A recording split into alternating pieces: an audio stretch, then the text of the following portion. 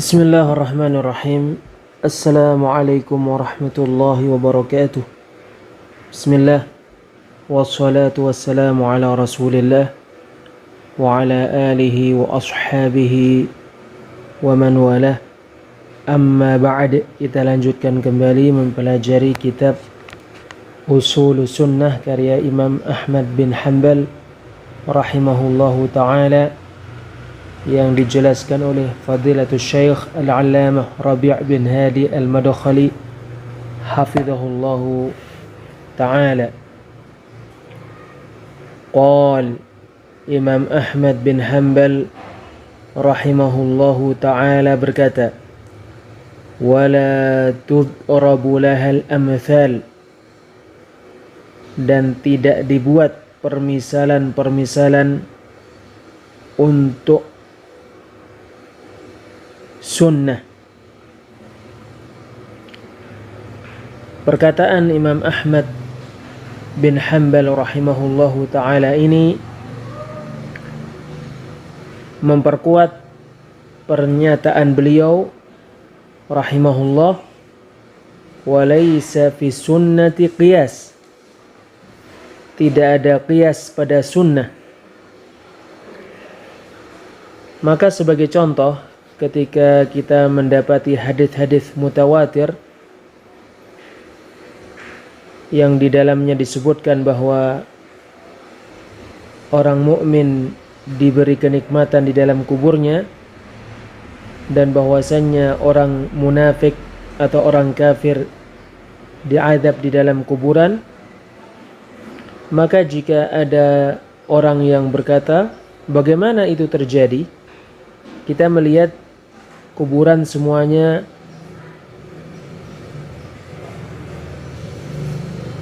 saling menyerupai. Kita tidak melihat siksaan dan adab padanya. Kita katakan ini pertama termasuk membuat permisalan-permisalan untuk menolak sunnah.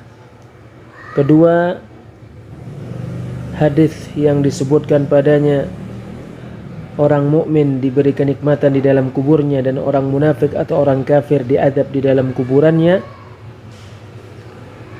adalah hadis Rasulullah SAW yang benar lagi dibenarkan, yang mana Allah Subhanahu wa ta'ala berfirman, wa ma yantiqu 'anil hawa, dan tidaklah Rasulullah berucap dari hawa nafsu, in huwa illa wahyu yuha, tidak lain yang diucapkan oleh Rasulullah SAW adalah wahyu yang diberikan kepada beliau.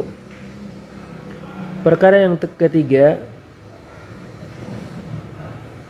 menerima apa yang ada di dalam Al-Quran dan di sunnah yang sahihah. Sama saja kita mengetahui maknanya, dan itu yang paling baik. Dan jika kita tidak mengetahui maknanya, maka cukup kita menerimanya sampai Allah menjadikan kita mengetahui maknanya atau mengetahui bagaimananya. Qal Imam Ahmad rahimahullahu ta'ala berkata, wala tudrabu lahal amthal, dan tidak dibuat permisalan-permisalan untuk menolak sunnah. Idza ja'aka nassun sallim, apabila nas datang kepadamu maka terimalah. Allah Subhanahu wa ta'ala berfirman di surat An-Nisa ayat 65, fala wa rabbika, maka demi Rabbmu, la yu'minun, mereka tidak beriman, hatta yuhakkimuka fima syajara bainahum, sampai mereka menjadikanmu sebagai pemutus keputusan terkait perkara yang mereka perselisihkan. Thumma la yajidu fi anfusihim harajan mimma qadaita, kemudian mereka tidak mendapati pada diri-diri mereka rasa sempit terkait perkara yang kamu putuskan. Wa yusallimu taslima, dan mereka betul-betul menerima. Idza saqalaka insanun nassat thabita, as-sahiha awil hasana. La taqul wallahi wallahi ya'ni wa tadribul amthal.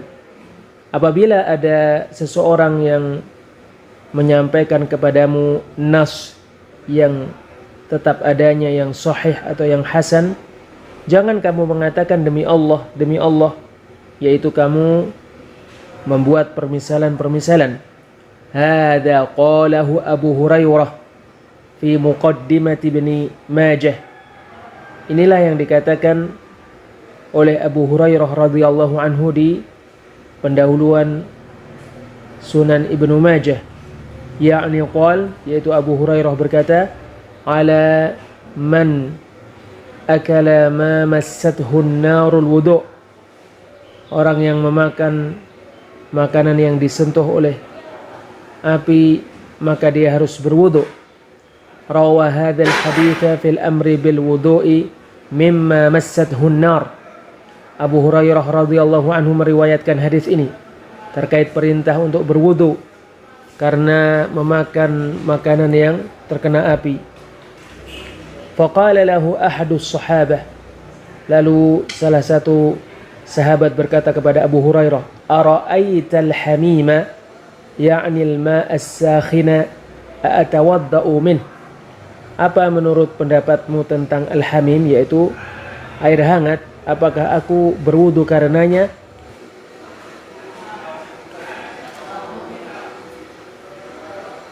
Qala ya ibna akhi, dia berkata, wahai anak saudaraku, idza balaghaka hadithu Rasulillah, apabila hadis Rasulullah sampai kepadamu, fala tadrib lahul amthal, maka jangan membuat untuknya permisalan-permisalan. Ya'ni sallim, yaitu terimalah.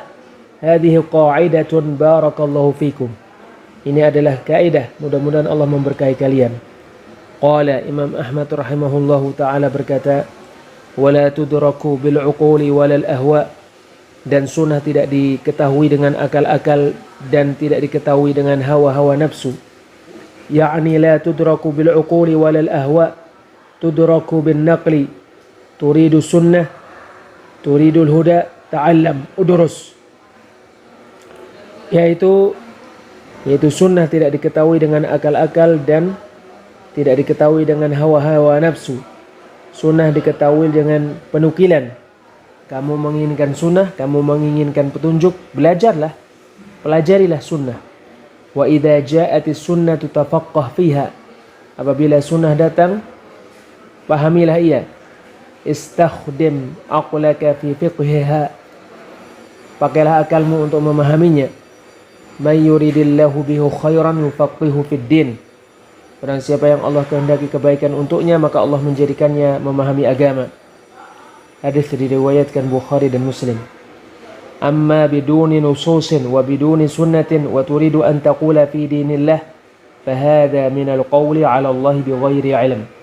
Adapun tanpa nas-nas dan tanpa sunnah, sementara kamu menginginkan berkata tentang agama Allah, maka ini termasuk berkata kepada Allah dengan tanpa ilmu. Allah subhanahu wa ta'ala berfirman di surat Al-A'raf ayat 33, Qul man harrama zinatallahi allati akhraja li'ibadihi wat-tayyibati minar rizq. Katakan, siapa yang mengharamkan perhiasan Allah yang Allah keluarkan untuk hamba-hambanya dan mengharamkan kebaikan-kebaikan dari rizki. Qul hiya lilladzina amanu fil hayatid dunya khalisatan yaumal qiyamah. Katakan ia untuk orang-orang yang beriman di kehidupan dunia dan murni untuk mereka di hari kiamat. Kadzalika nufassilul ayati liqaumin ya'lamun. Demikianlah kami memperinci ayat-ayat untuk kaum yang mengetahui. Allah berfirman di surat Al-A'raf ayat 33, Qul innama harrama rabbiyal fawahisha ma dhahara minha wa ma batan wal ithma wal baghya bighairil haqqi wa an tusyriku billahi ma lam yunazzil bihi sultana wa an taqulu 'ala Allahi ma la ta'lamun. Katakanlah, sesungguhnya Rabbku mengharamkan perbuatan-perbuatan keji yang nampak darinya dan yang tersembunyi, dosa, kezaliman tanpa kebenaran, dan kalian menyekutukan Allah padahal Allah tidak menurunkan hujjah terkaitnya, dan kalian mengatakan kepada Allah perkara yang tidak kalian ketahui. Fala budda lil muslimin min tawqifin fil aqidati fil ibadati fil halali fil haram. Maka seorang muslim mesti tawakuf terkait akidah-akidah, terkait ibadah-ibadah, terkait halal, terkait haram. Amma fi umuri dunya ijtahid, adapun terkait perkara-perkara dunia maka bersungguh-sungguhlah untuk mengerjakannya.